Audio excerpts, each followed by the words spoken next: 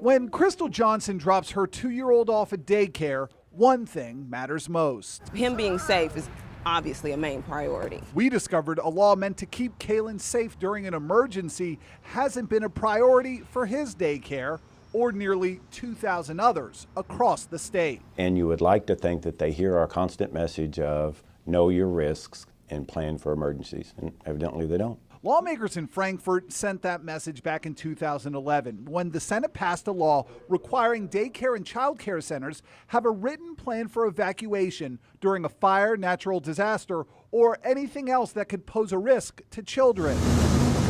A train derailment, chemical spill, or plane crash would be the biggest threats in our area, according to Louisville Metro Emergency Management Director Doug Hamilton. In Louisville Metro, how many daycares have submitted these plans?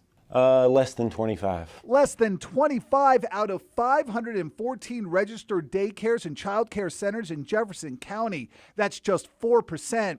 So we did some more digging, tracking the numbers across Kentucky, and the results were just as shocking. In Oldham County, 0 daycares have complied with the emergency evacuation law. None in Shelby County either. In Hardin County, a paltry 8% have filed their plans. Statewide, the number climbs to 12%, but that's still 1,975 daycare and child care centers in Kentucky that don't have emergency evacuation plans on file with their local emergency management agencies. That is not good. That is, as a matter of fact, that's not even a statement for horrible. That's really bad.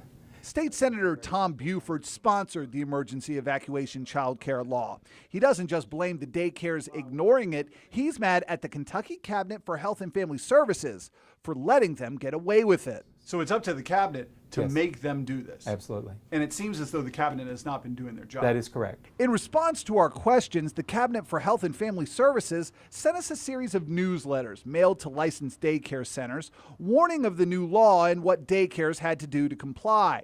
The cabinet even came up with this blanket form daycares could fill out to send to emergency management agencies.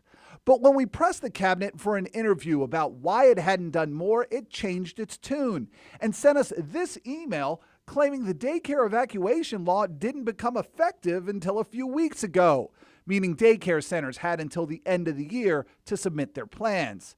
That was news to us, so we did some research of our own and found out the effective date the Cabinet for Health and Family Services is talking about applies to an expansion of the current daycare evacuation law to cover in-home facilities.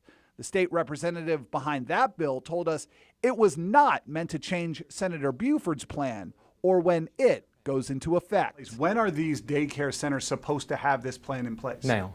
Many daycare managers we spoke with say they have evacuation plans, just not on file with emergency management. Emergency management directors we interviewed told us the Cabinet for Health and Family Services wouldn't know for sure because it isn't keeping tabs. Has anybody from the state of Kentucky come to you and said, hey, how many people in Jefferson County and Louisville Metro have gotten this done? I haven't been asked for that information because I assume as the licensing agent, they know it. They don't. That's not good. Especially for parents Small little sunshine. like Crystal Johnson. Because for you, what's at stake? My child's safety